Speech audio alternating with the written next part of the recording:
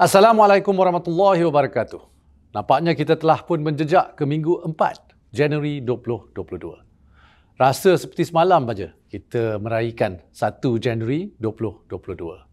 Seperti biasa, saya akan kupas topik-topik berkenaan fokus Kementerian Kewangan untuk 2022, iaitu perniagaan, rakyat dan ekonomi.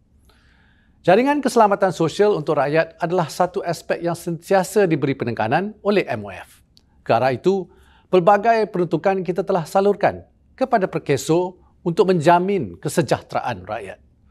Untuk makluman semua, permohonan bagi 6 program di bawah bajet 2022 yang dilaksanakan oleh Perkeso sudah mula dibuka sejak 1 Januari lalu. Terdapat 6 skim semuanya dan skim-skim ini merangkumi bencana kerja, keilatan, insurans pekerjaan, pekerjaan sendiri, pekerja asing dan pekerja domestik.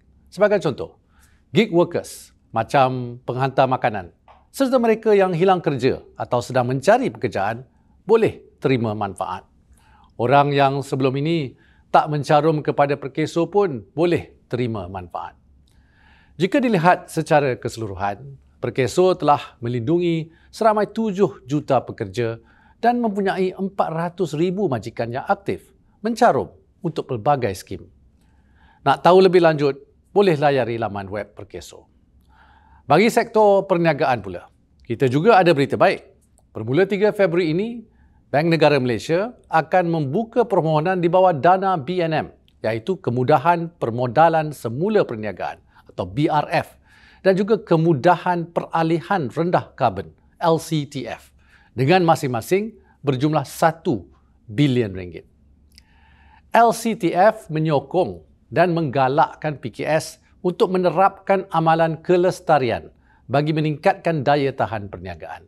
Di bawah kemudahan ini, institusi kewangan akan menyediakan dana padanan sebanyak 1 bilion ringgit daripada dana mereka sendiri. Kemudahan ini adalah selaras dengan matlamat kerajaan untuk mencapai sasaran ekonomi pelepasan karbon sifar bersih pada tahun 2050. Sekarang kita akan membincangkan perkara yang sangat penting, iaitu reformasi fiskal negara. Mungkin ada yang tanya, mengapa reformasi fiskal ini penting? Okey, sama macam tabungan individu, kalau kita nak belanja lebih, kita perlu tingkatkan pendapatan. Dalam masa terdesak seperti COVID-19, kita pinjam duit untuk bantu rakyat. Tapi kita tak boleh selamanya terus meminjam tanpa had. Mengapa? Duit yang dipinjam perlu dibayar dan perlu dibayar semula dengan faedah.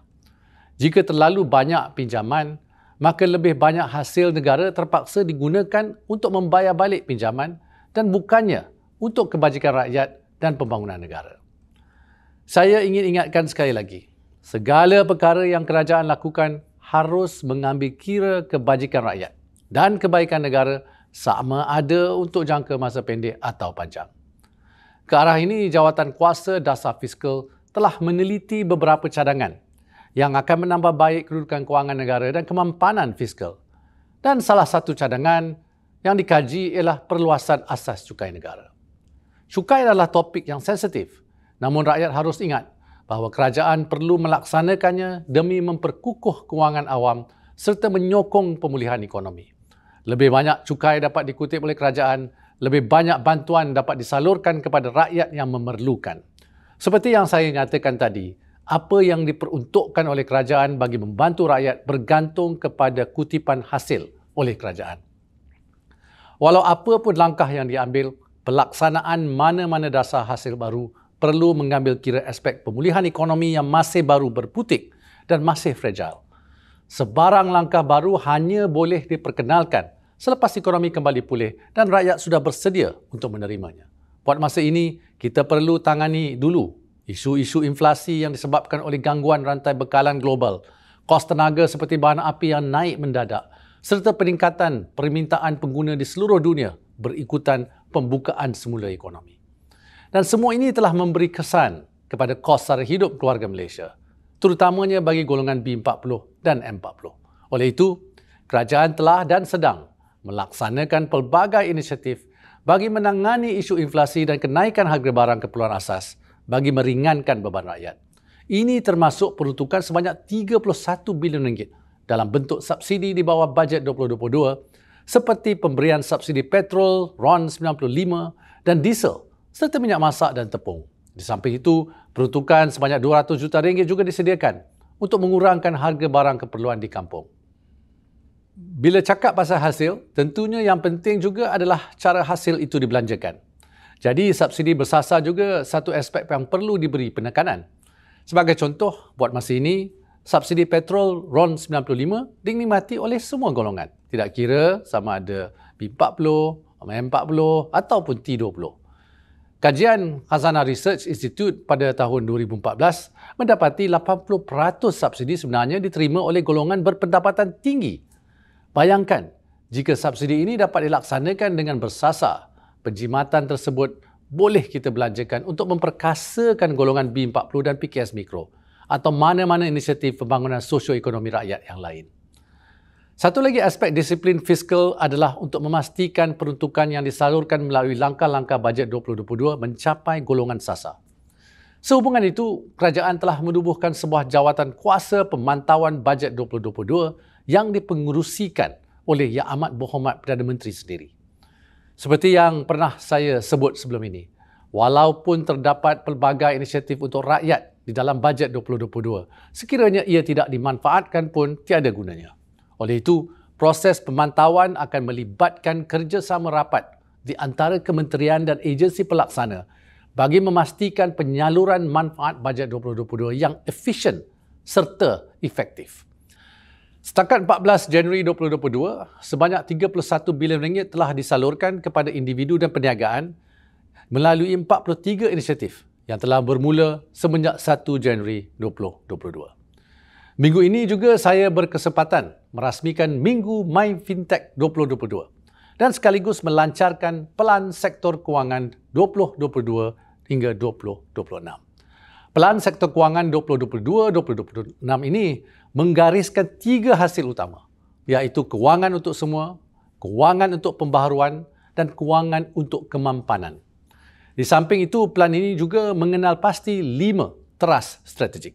Pertama, bagi mencapai hasil-hasil seperti membiayai transformasi ekonomi Malaysia. Kedua, meningkatkan kesejahteraan kewangan isi rumah dan perniagaan. Ketiga, memajukan pendigitalan dalam sektor kewangan. Keempat, meletakkan sistem kewangan pada kedudukan yang memudahkan peralihan secara teratur kepada ekonomi lebih lestari.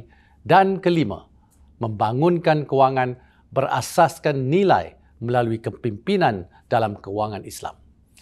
Saya percaya tahun 2022 ini adalah tahun pemulihan penting bagi Malaysia untuk melakukan pembaharuan dan membuktikan masa depan kita sendiri. Dan saya menyeru agar sektor kewangan bekerjasama rapat dengan kerajaan untuk memulihkan ekonomi negara. Dan topik terakhir untuk edisi ke-83 adalah mengenai Yayasan MySDG. Ini adalah satu kerjasama erat di antara kerajaan melalui MOF dan Persatuan Bangsa-Bangsa Bersatu di Malaysia. Pelaksanaan dana ini mencerminkan komitmen kerajaan untuk mencapai matlamat pembangunan mampan ataupun SDG semenjak negara menerima pakai Agenda 2030. SDG ini telah dijajarkan semenjak rancangan pembangunan Malaysia ke-11 dilaksanakan. Dan kini, sekurang-kurangnya satu projek SDG perlu dilakukan setahun dengan kerjasama erat antara kerajaan, sektor swasta, masyarakat sivil dan organisasi bukan kerajaan. Dana permulaan bagi Yayasan MySDG sebanyak 20 juta ringgit ini disediakan oleh kerajaan dan sumbangan kepada dana juga akan menerima pengecualian cukai penuh sehingga 10% daripada jumlah pendapatan tahunan keseluruhan.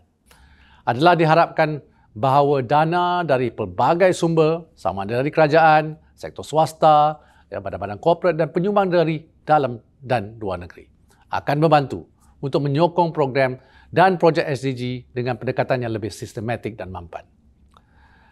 Saya harap semua jelas dengan penerangan saya pada kali ini. Sebelum saya melabuhkan tirai laporan laksana ke-83, ingin saya ucapkan selamat menyambut Tahun Baru Cina. Saya pasti perayaan tahun ini tentu lebih meriah dengan hampir keseluruhan rakyat Malaysia telah lengkap divaksinasi dan dengan pembukaan pelbagai sektor-sektor ekonomi dan sosial.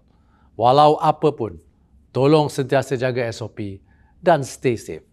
Gong Si Fa Cai. Wabillahi taufik wal hidayah. Wassalamualaikum warahmatullahi wabarakatuh.